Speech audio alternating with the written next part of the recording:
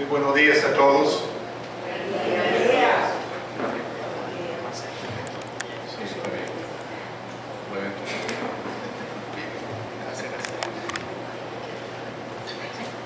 Okay.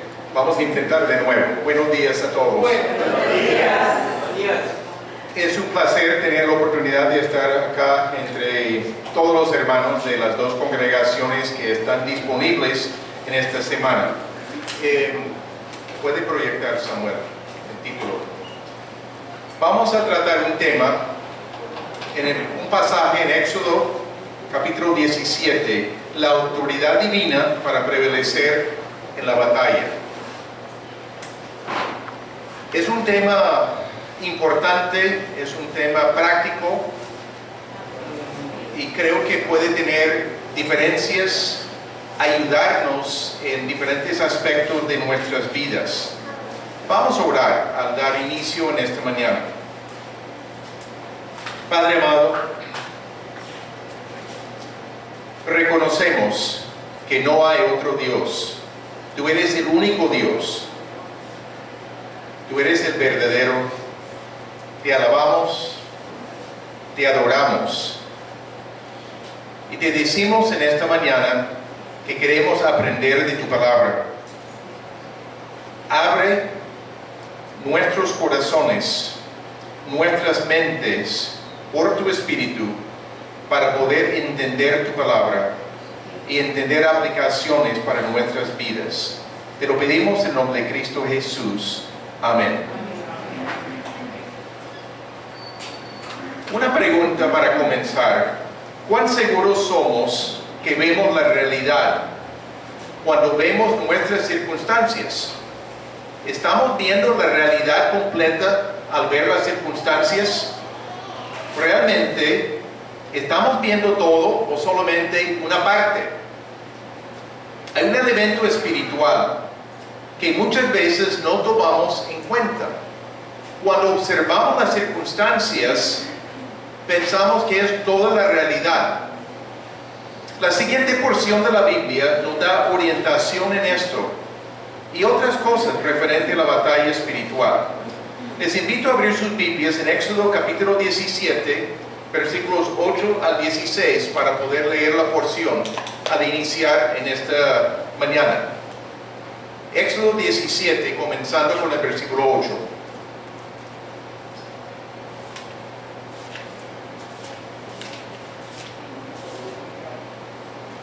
Dice así el texto: Entonces vino Amalek y peleó contra Israel en Refidim. Y dijo Moisés a Josué: Escógenos varones y sal a pelear contra Amalek. Mañana yo estaré sobre la cumbre del collado y la vara de Dios en mi mano. E hizo Josué como le dijo Moisés, peleando contra Amalek. Y Moisés y Aarón y Hur subieron a la cumbre del collado.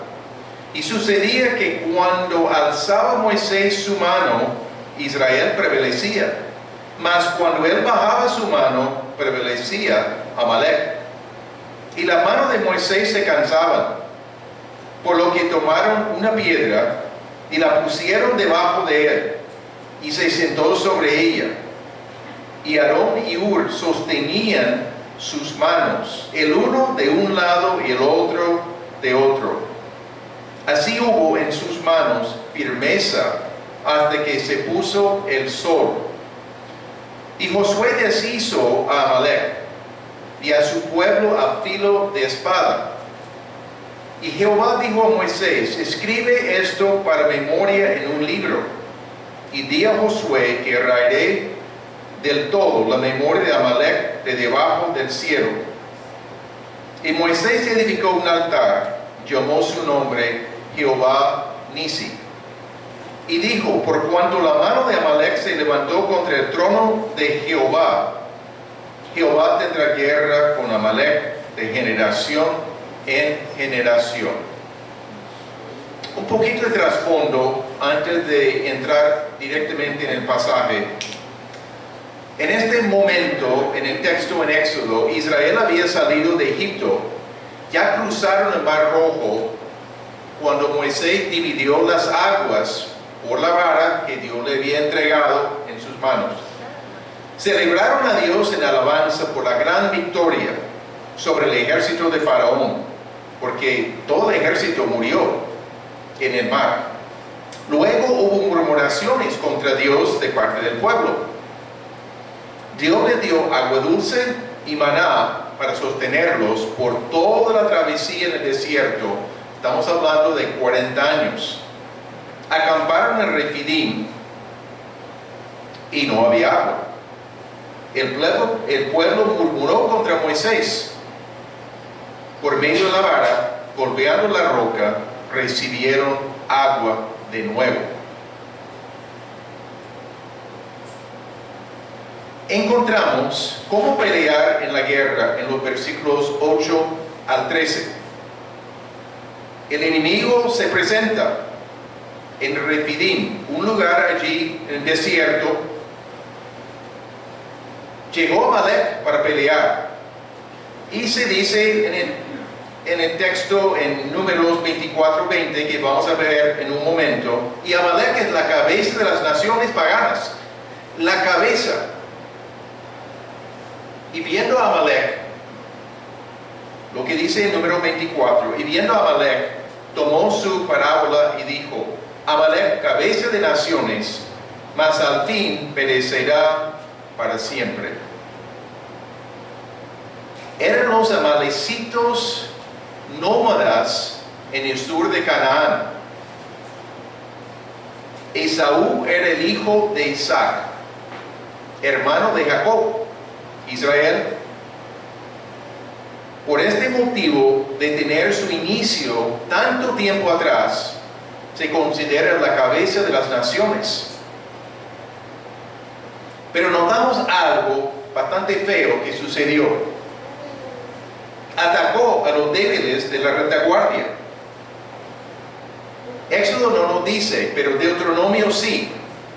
En el 25, 17 y 18 comenta: acuérdate de lo que hizo Amalek contigo en el camino, cuando salías de Egipto, de cómo te salió al encuentro en el camino, y te desbarató la retaguardia de todos los débiles que iban detrás de ti.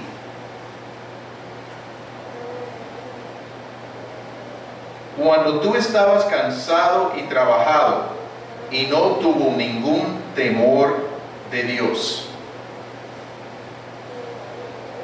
Atacaron como una guerrilla, no la plenitud del pueblo, la parte más débil, la gente que estaba luchando para mantenerse al día. Estamos hablando de 2 millones y medio de personas, más sus animales que tenían consigo.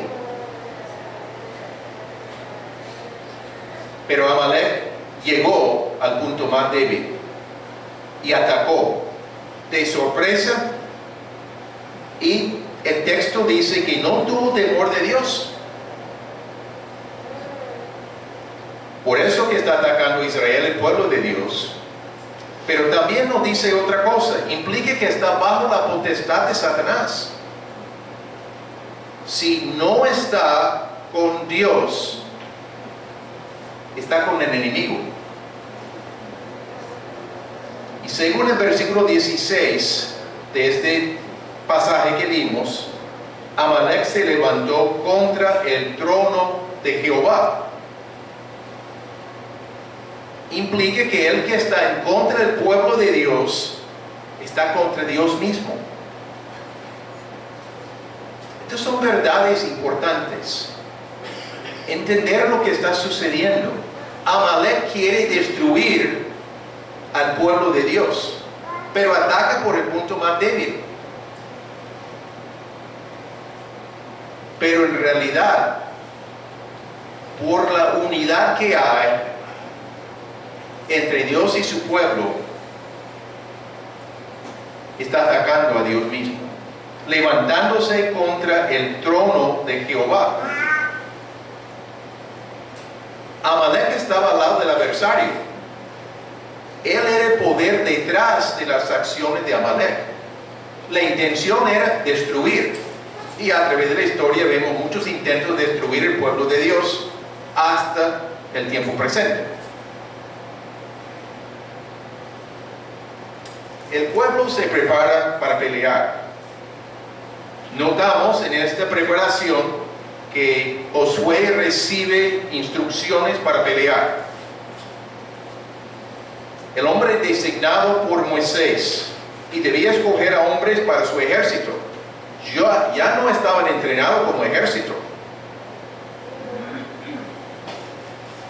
Cuando Dios le dio la ruta específica para salir de Egipto, no les llevó por alguna parte, menciona específicamente, para no volver a Egipto al ver la guerra demasiado pronto. Quería que evitaran la guerra inicialmente en su travesía. No querían que volvieran por temor a Egipto, a la misma esclavitud que Él les había sacado. Les dio una ruta diferente. Pero en este proceso Amalek aprovechó para atacar la retaguardia, a los débiles. Faraón no hubiera permitido a Israel tener armas ni entrenarse como ejército.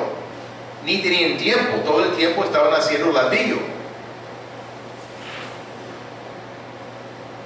Josué obedeció, hizo su parte, organizó su ejército lo mejor posible, tomó en serio toda su responsabilidad.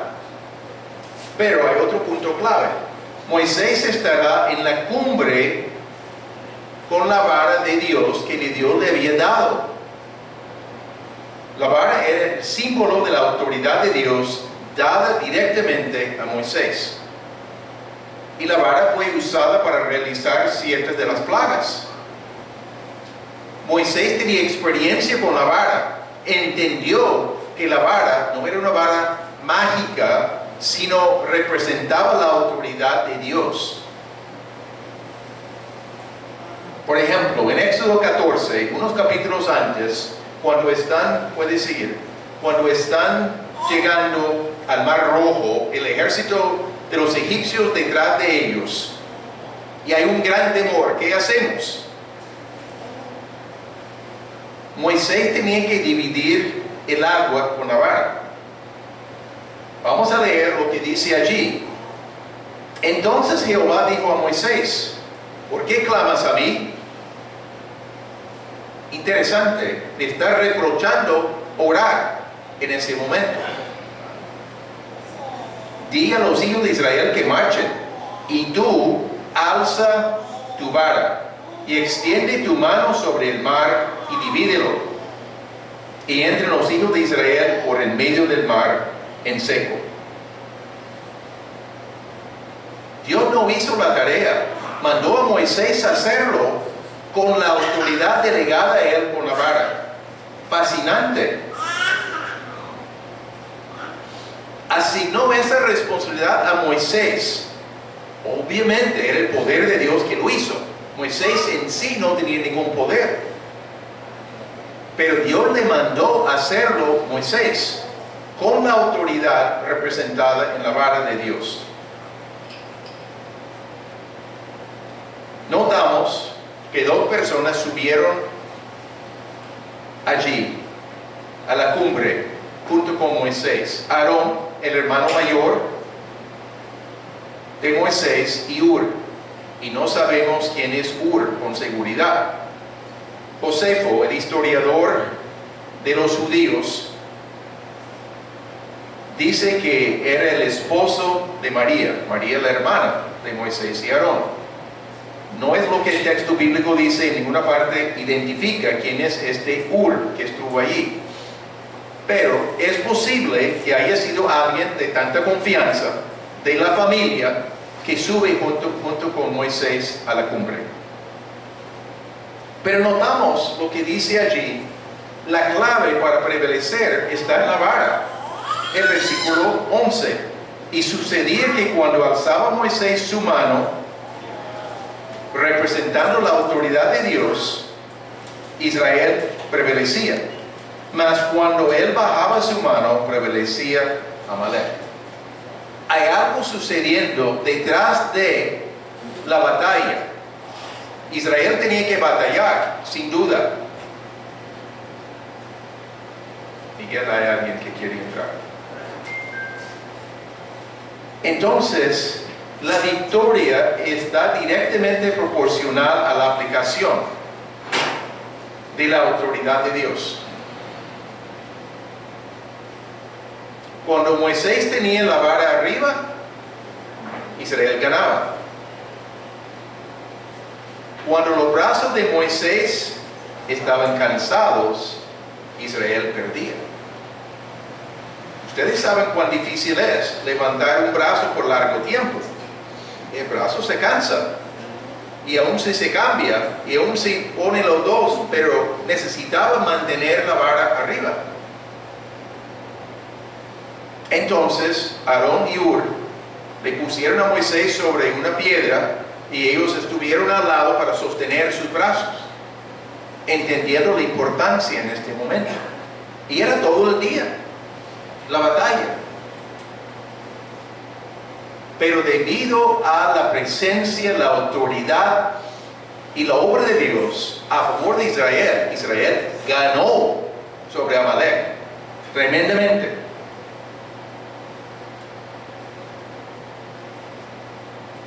La autoridad delegada a nosotros los cristianos es el nombre del Señor Jesucristo. Él recibió toda autoridad en los cielos y en la tierra. Lo que Él proclamó en Mateo 28, 18. A mí fue dado toda autoridad en el cielo y en la tierra. Por tanto, id y haced discípulos a todas las naciones. Hay otro pasaje que podemos mirar rápidamente en unos momentos. Hay que captar lo que estaba sucediendo. Dios estaba peleando a favor de Israel, pero dio una responsabilidad a los hombres, específicamente a Moisés aquí.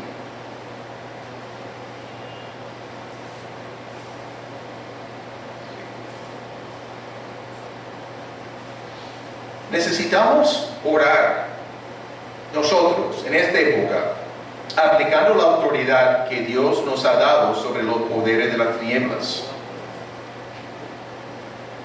Había una batalla allí, y la batalla era espiritual. No se veía, pero los pueblos peleaban en el poder de su Dios.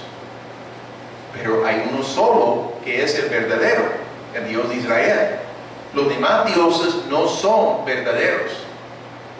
Pueden ser poderes de los demonios, pero no son dioses de verdad.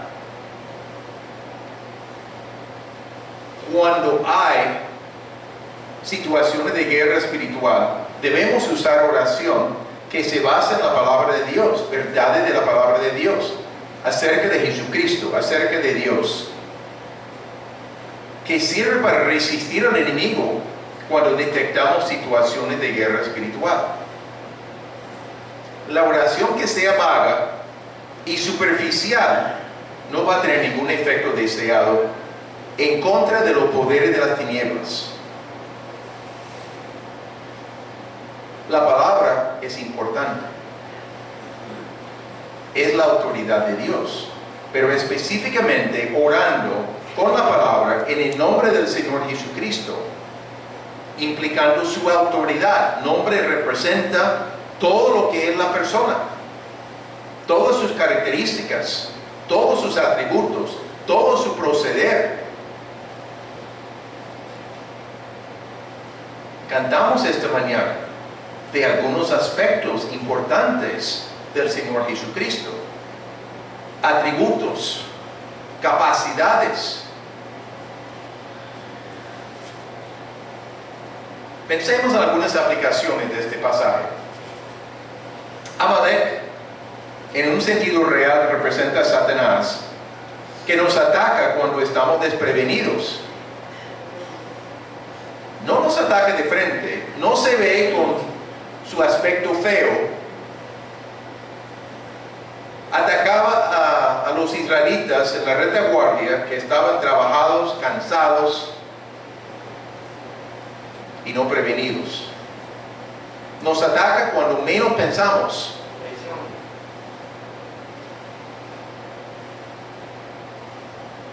Y hay dos aspectos de la batalla que libró el pueblo de Dios. ¿Sí? Lo práctico. Israel tenía que pelear con el ejército. Dios no dio la victoria únicamente con Moisés y la vara. Israel tenía que pelear. Pero la victoria estaba del lado de Dios cuando se estaba invocando la autoridad de Dios con la vara. Y el otro aspecto es lo espiritual e invisible. No vemos el mundo espiritual.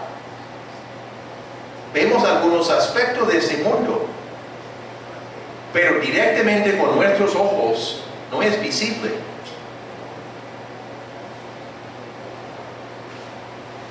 Un ataque contra Israel era un ataque contra el trono de Dios.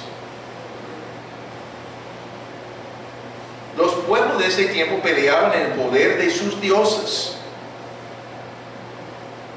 Y en una ocasión aún comentaban cuando Israel había ganado cierta batalla. No, debe ser que es Dios de las montañas. Vamos a pelear en el valle. Seguramente vamos a prevalecer allí. Tampoco. Porque Dios no es ni Dios de las montañas ni Dios de los valles únicamente, sino de todas partes del mundo. Los pueblos ajenos no entendían ese aspecto. No era un Dios regional, solamente en cierta zona. Era el Dios de todo el universo. Pero Moisés tenía que usar la autoridad de Dios para poder ganar. Lo que comentamos sigue. Nosotros tenemos la autoridad en el nombre de Jesucristo, porque estamos unidos con Él como creyentes en Cristo. Lo que dice en Efesios 2, 5 y 6, aún estando nosotros muertos en pecados, nos dio vida juntamente con Cristo. Por gracia sois salvos. Y juntamente con Él nos resucitó. Y asimismo nos hizo sentar en los lugares celestiales con Cristo Jesús. ¿Dónde está sentado Jesucristo en los lugares celestiales? A la diestra del Padre.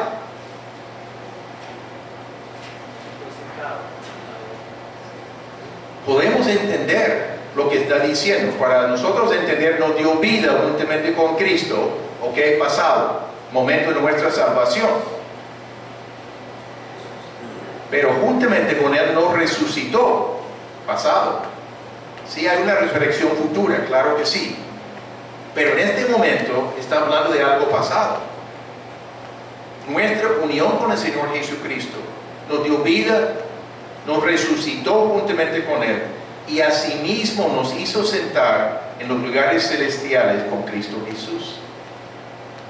Yo entiendo que actualmente estamos sentados, yo parado, pero aquí en este local. Pero nuestra posición a nivel espiritual está presente juntamente con Jesucristo a la diestra del Padre. Difícil de comprender. Muy especial lo que comenta allí. No estamos allí porque somos buenos. No estamos allí porque hemos ganado el derecho. Nada de esto. Es puramente por la gracia de Dios. Una de las bendiciones de nuestra salvación es de estar allí junto con Jesucristo.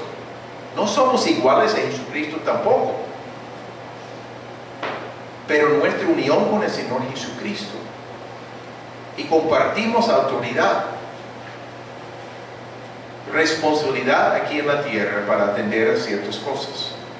Pero hay otro pasaje, entre muchos otros, en Lucas 10, 19, Jesucristo está hablando a los 70, después de haberles enviado una misión temporal. Cuando regresan, los apóstoles están comentando que aún los espíritus estaban sujetos a ellos cuando ejercitaban el nombre del Señor Jesucristo.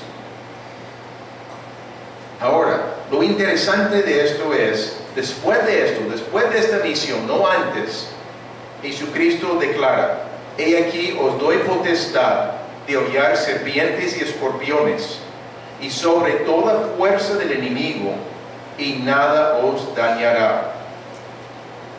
Potestad, autoridad delegada a los seguidores de Jesucristo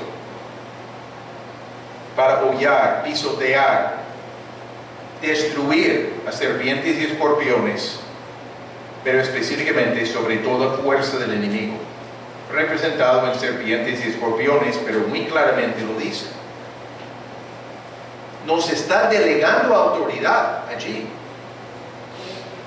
y la promesa de que nada os dañará, una promesa importante. Mientras entramos en guerra espiritual, nos está dando una promesa Jesucristo de protección, porque es fácil tener pensamientos de temor en diferentes momentos.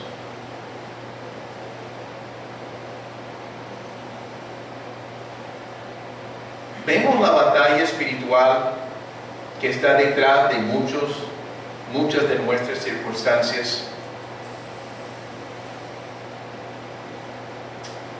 Solamente algunas preguntas retóricas. ¿Por qué estamos tan ocupados con trabajo, visitas al médico, cuántas otras cosas que nos consume el tiempo? Y no estoy diciendo que no debemos ir al médico, no estoy diciendo que no es necesario ir al odontólogo, etc. No estoy diciendo esto, pero a veces nos consume tanto tiempo que no tenemos tiempo para Dios. Estamos corriendo. ¿Por qué nos cansamos del ministerio? ¿Por qué estamos desanimados y cansados a veces? ¿Qué hay detrás de las circunstancias? ¿Por qué tenemos cierta clase de pensamientos a veces? De que no vamos a poder, de que esto es demasiado difícil. Pensamiento de tirar la toalla. ¿Estarán enemigos detrás de muchas de estas cosas para evitar que progresemos espiritual y ministerialmente? Necesitamos ver la realidad para poder dar la batalla en forma adecuada. Tenemos que recordar que Satanás no ataca bajo condiciones favorables a nosotros. Nos toma de sorpresa como una guerrilla. Y es muy difícil defender contra una guerrilla, porque ataca los puntos menos esperados, más débiles. Atacan y se van. En cierto sentido, sin estar esperándolo, puede ser después de victoria, puede ser el momento de mucha ocupación, el enemigo puede atacar con pensamientos, con problemas de diferentes clases. Para la batalla espiritual es indispensable usar la palabra de Dios, porque obtenemos victoria usando las verdades objetivas de la palabra y ejerciendo la autoridad en el nombre del Señor Jesucristo. A veces necesitamos el apoyo de otros, como Moisés necesitaba el apoyo de Aarón y Hur. Voy a comentar solamente dos ejemplos de batalla espiritual. En un tiempo de la historia de nuestra iglesia, y no voy a compartir todos los detalles que llegó a ese momento, pero percibimos la posibilidad de cierto ataque del enemigo.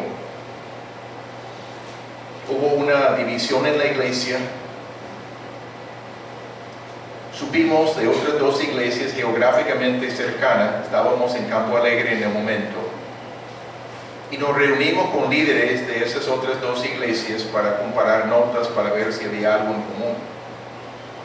Realmente todos los casos eran totalmente diferentes, no había nada en común. Pero inquietos, un domingo en la noche, y yo no tenía hábito de prender televisor ni noticiero.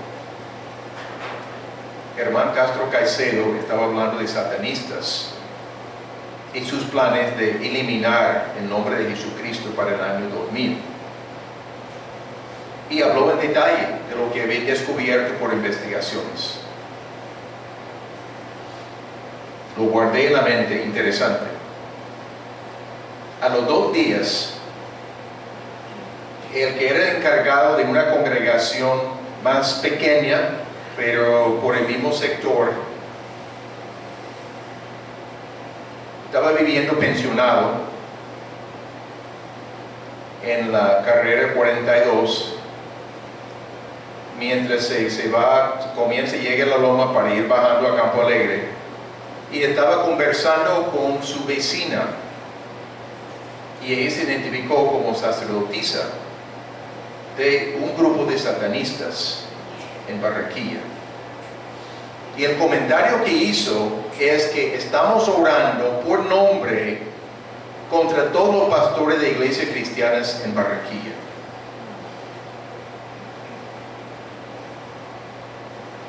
Nos informó lo que él había descubierto, siendo hermano en la fe y sabiendo algo de lo que habíamos experimentado. Tocó reunir al liderazgo, que en ese tiempo eran aproximadamente unas 30 personas, para pasar unas horas en oración de guerra espiritual. Informamos a la congregación el domingo, no queriendo sembrar temor, sino de animar a los hermanos a asumir responsabilidades. Dios sobró, nos respaldó, pero no es que desaparecieron todos los problemas. Hay batalla. Otro ejemplo, voy a hacer algo breve.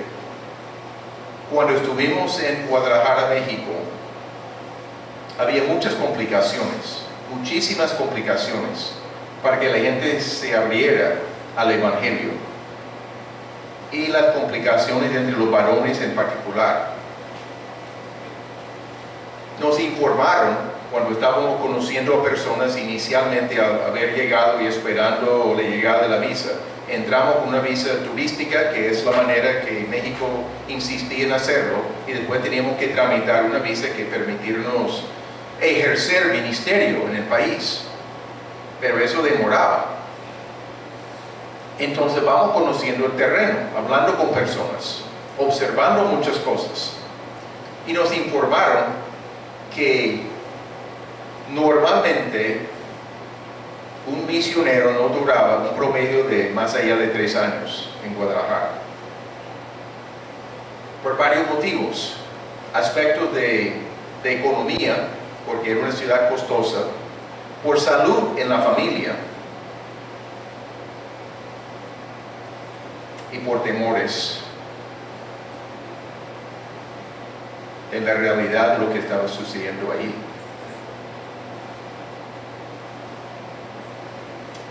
Estábamos teniendo dificultades en ver a varones interesarse en el Evangelio.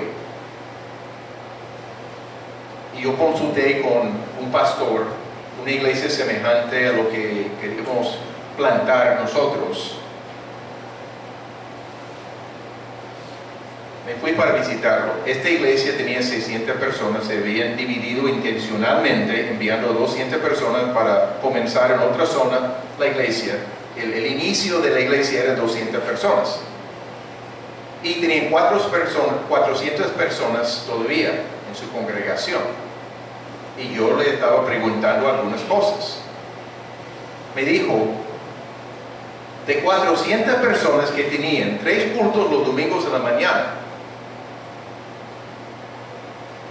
podía contar con solamente 5 varones para ser responsable y poder ayudar en algo de ministerio. 5 de 400 personas. Había más varones en asistencia, pero no varones firmes, dispuestos a servir.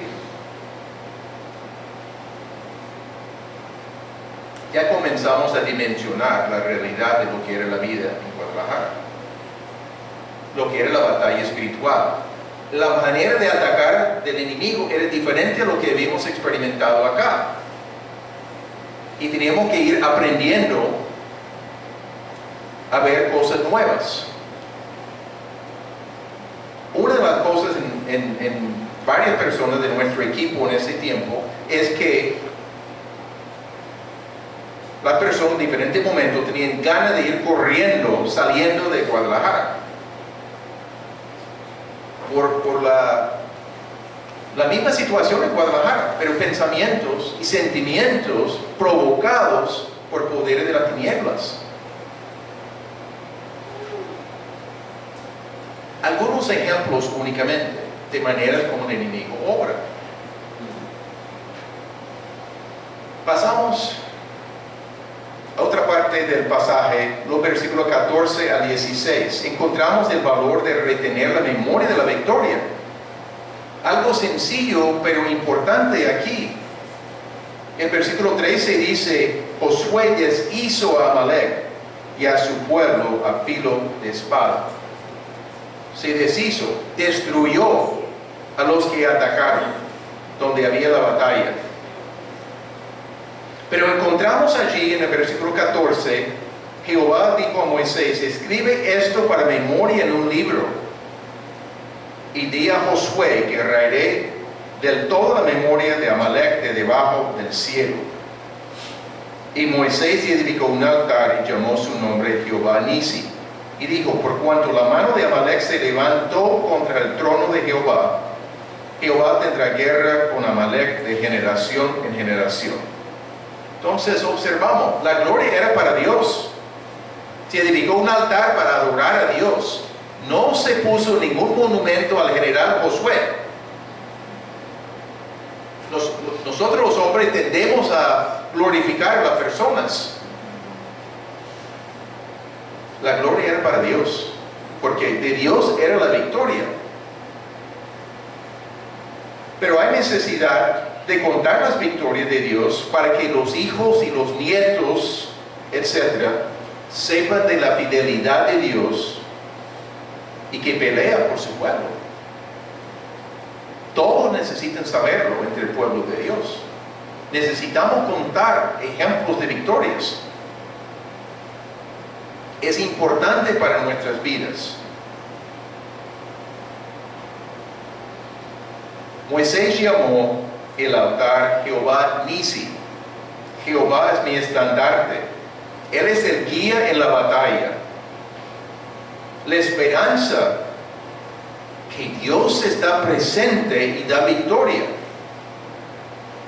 Él es capaz en cualquier batalla. Dios no tiene límites. Nosotros tenemos límites por edad, por cansancio, por diferentes factores, por enfermedad. Dios no es igual a nosotros. Dios no ve una batalla y dice: demasiado difícil para mí, yo espero aquí al lado. Nada de eso. Nada de eso. Pero quiere que nosotros le invoquemos y usamos las armas que nos ha dado en las Escrituras.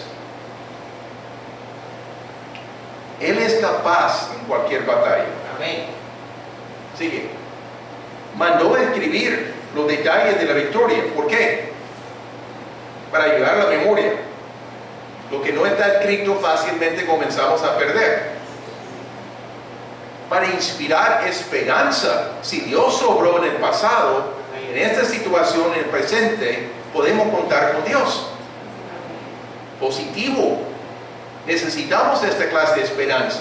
Necesitamos recordar los momentos del obra de Dios y decir a nosotros mismos y delante de Dios: creo que tú eres mi Dios y que tú vas a actuar no sé cómo lo vas a hacer, no sé la forma, pero confío que tú me vas a guiar en esta situación para salir y para enfrentar todos los detalles, todas las complicaciones y poder disfrutar de victoria al fin y al cabo. Y también para despertar agradecimiento a Dios. Nunca sobra agradecer a Dios vez tras vez, tras vez, tras vez. Importantísimo. El plan de Dios era traer la memoria de Amalek de la tierra. Hasta ese momento, de raerles de sobre la tierra, Jehová tendrá guerra contra él de generación en generación. Eso fue ejecutado parcialmente por Saúl en 1 Samuel 15, pero Saúl no obedeció a Dios. Samuel llegó y Saúl dijo: he obedecido a Dios. Oye, yo te mandé, Samuel dice, a destruir a todos los animales y estoy escuchando animales. ¿Qué hicieron? Pensábamos que íbamos a ofrecer lo mejor para el sacrificio a Dios.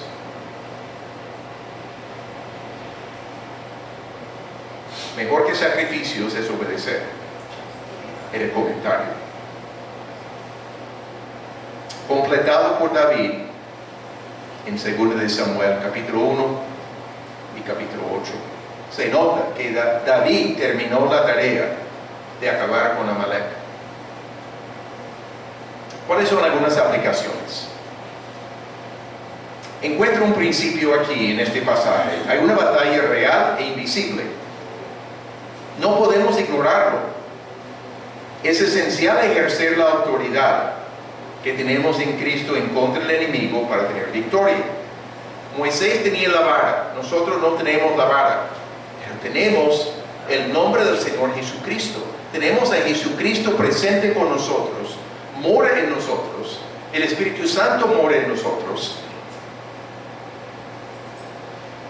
Tenemos autoridad delegada en nosotros. ¿Cuál es la situación en general alrededor de nosotros? Por las muchas ocupaciones puede haber poco discernimiento de los ataques del enemigo. Por la falta de discernimiento puede haber mucha derrota. Posibles áreas de opresión espiritual, posiblemente enfermedades. No estoy diciendo que todas las enfermedades son causadas por demonios. No estoy diciendo eso. Hay algunos casos que sí, pero no estoy diciendo eso. Pero a veces la cantidad de enfermedades que se va viendo, y a veces sin entender cuáles son las causas claras, no descubren con exámenes, etcétera. Hay que pensar, ¿es posible que haya algo de ataque del enemigo? Diligencias y complicaciones. ¿Quién no tiene complicaciones, diligencias en Barranquilla, en otra parte de Colombia? A veces se complica mucho. Uno hace vuelta y no resuelve. Cosas y equipos dañándose. He tenido una mala racha de muchas cosas dañándose. No es gratuito. Algo puede dañarse, claro que sí, con el tiempo se necesita mantenimiento, pero cuando es cosa tras cosa, tras cosa, tras cosa, en tiempo limitado, uno comienza a preguntarse, ¿aquí hay algo más? Aflicciones de diferentes clases, dificultades en relaciones con otras personas, sentido de la vida espiritual, que no tenemos mucha vitalidad espiritual y muchas otras posibilidades. ¿Qué hacemos? ¿Cómo lo ponemos en práctica? Sigue. Puse 5 cosas sencillas. Debemos pedir discernimiento de parte de Dios para ver la realidad en nuestras vidas. ¿Hay algo que nos está complicando de parte del enemigo? ¿Hay algo allí? Siguiente, debemos reconocer que la guerra contra nosotros, los hijos de Dios, es guerra contra Dios. Dios quiere respaldarnos.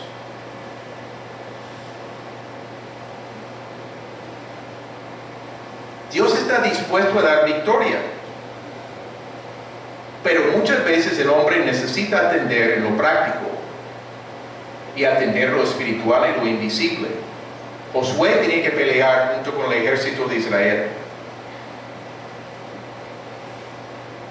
Necesitamos hacer lo práctico. Si uno está sin trabajo, hay que buscarlo. Pero en dependencia también de Dios en cuanto a las cosas. Y reconocer dónde el enemigo puede estar obrando.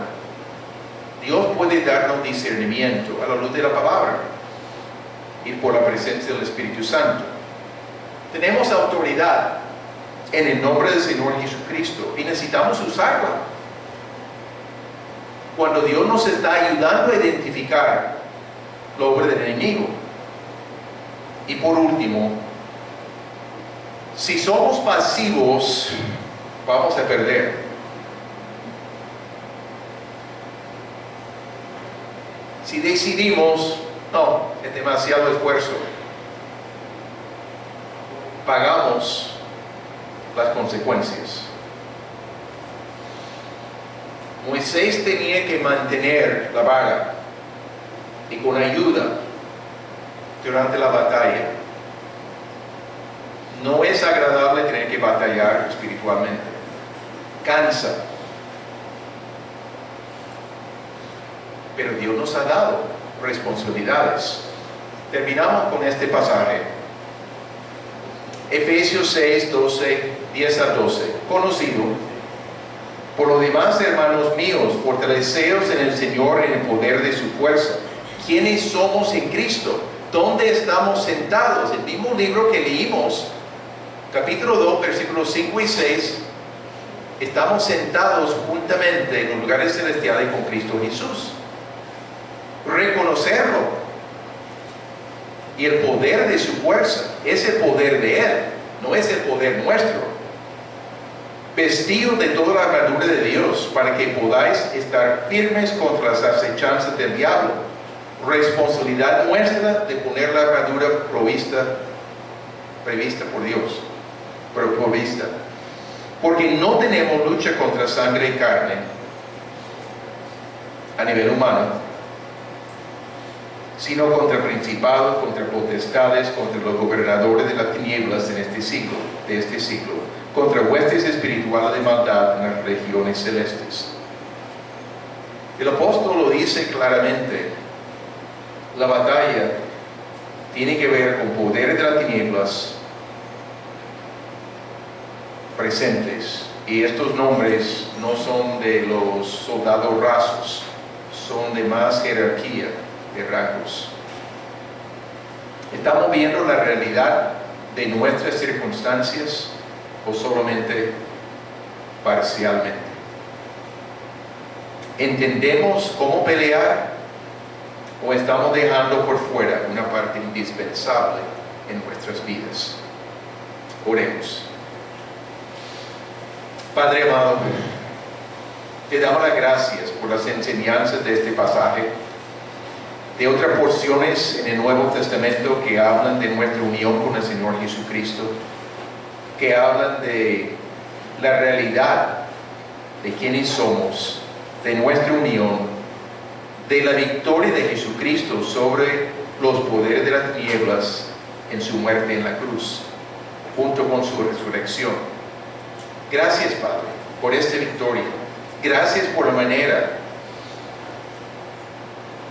como tú deseas obrar en nuestras vidas para darnos discernimiento, para darnos valentía y fuerzas para enfrentar todos los desafíos que nos corresponde manejar.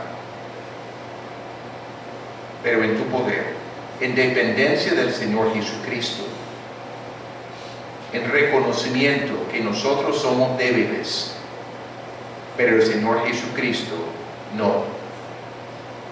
Jesucristo es nuestro Salvador poderoso. Tiene toda autoridad en los cielos y en la tierra. Danos orientación, Padre, danos fuerzas para reconocer la realidad y comenzar a examinar nuestras circunstancias con un lente distinto. Te pedimos esto en el nombre de Cristo Jesús. Amén. Dios les bendiga.